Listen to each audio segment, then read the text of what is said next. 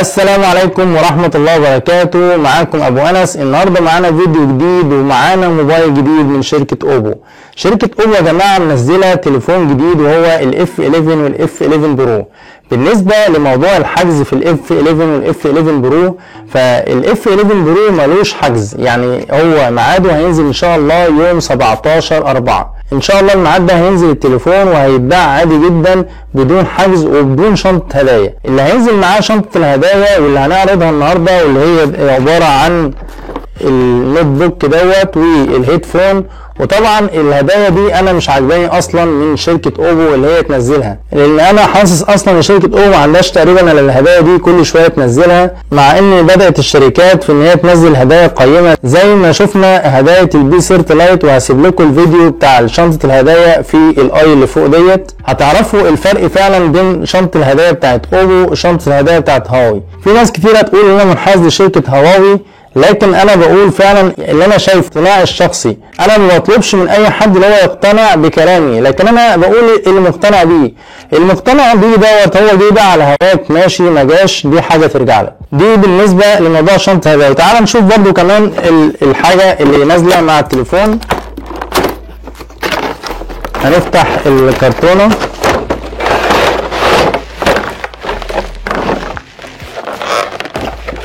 ده عباره عن نوت بوك اهو عادي جدا ماشي، وده هيدفون عادي بسلك، يعني مش بلوتوث حتى ولا اي حاجه. المهم سيبنا بقى من الكلام ده كله ماشي.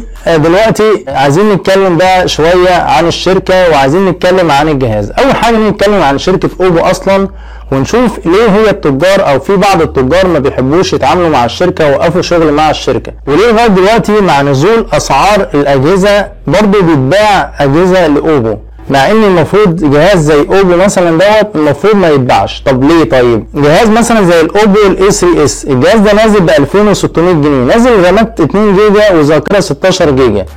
طبعا الرامات 2 جيجا وذاكره 16 جيجا بالسعر دوت، السعر هيبقى غالي جدا بسبب نازل في البراندات الثانيه جهاز مثلا زي الواي 6 2019 ب 2200 جنيه، 2 جيجا رام وذاكره 32. جهاز مثلا زي الاي 10 نازل ب 2300 جنيه او 2320 و2 جيجا رام وذاكره 32. شركه اوبو يا جماعه ما بتدكش امكانيات مقابل السعر اللي انت بتدفعه في الموبايل. طيب نيجي بقى نتكلم هو ليه الاقبال على الجهاز مع ان السعر الجهاز غالي وما بيدكش امكانيات مقابل السعر اللي انت بتدفعه فيه. والسبب ورا الموضوع دوت ان فعلا شركه اوبو بتحاول تحط في كل محل بروموتر، والبروموتر ده هو اللي بيخلي العميل يشتري التليفون ويسيبه من اي براند تاني. لو جينا مثلا نشوف كام بروموتر في منطقه مثلا زي منطقتنا، مثلا منطقه المعادي فيها اكتر من 150 بروموتر.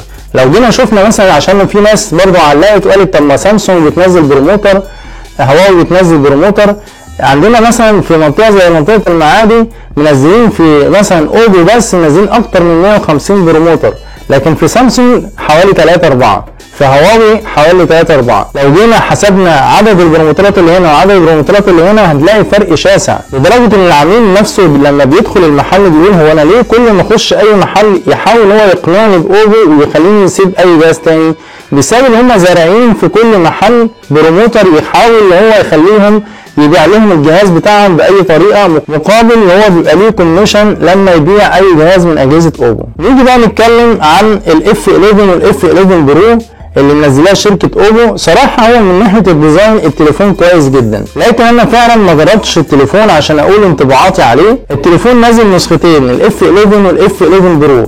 الاف 11 نازل برامات 6 جيجا وذاكره 64، والاف 11 برو نازل برامات 6 جيجا برضو وذاكره 128. لكن الفرق طبعا زي ما انتم عارفين ان الاف 11 برو نازل فيه السلايدر اللي بيطلع ويبقى فيه الكاميرا. ناس كتير طبعا هتبقى حابه لو تشتري التليفون عشان خاطر هو 6 جيجا رام والتليفون خلاص هيبقى طياره وهيطلع من بقه نار والكلام دوت.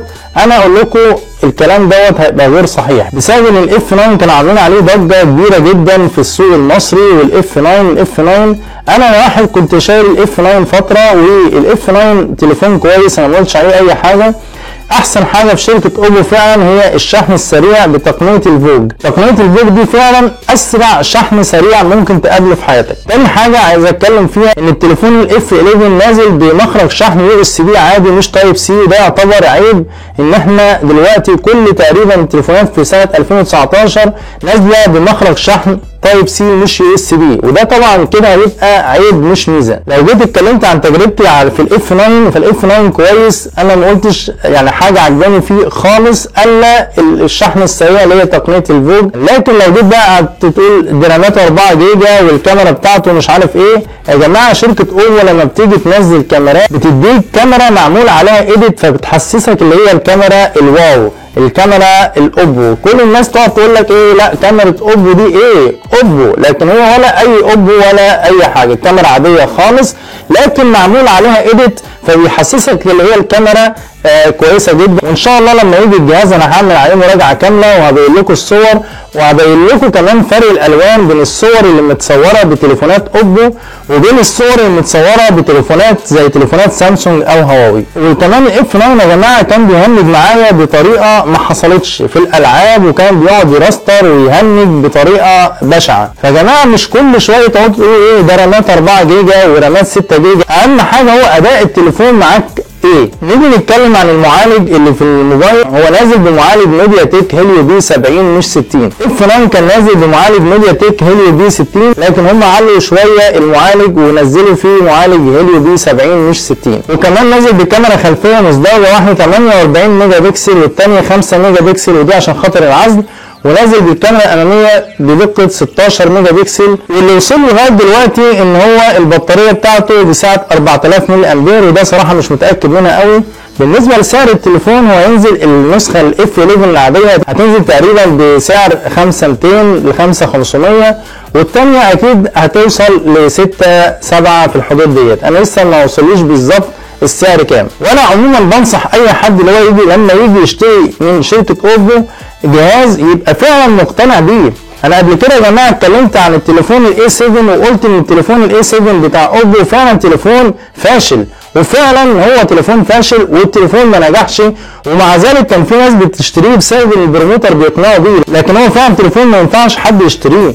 يعني ايه اشتري تليفون ب 4000 جنيه بمعالج سناب دراجون 450 اللي هو موجود في الجهاز بتاعهم برضه ب 2600 جنيه؟ بس كده يا ريت اكون قدرت ان انا اوصل الفكره اللي انا عايز اوصلها لكم. وطبعا ما تنسوش تعملوا اشتراك في القناه ولايك وشير الفيديو. اشوفكم في فيديو جديد، السلام عليكم.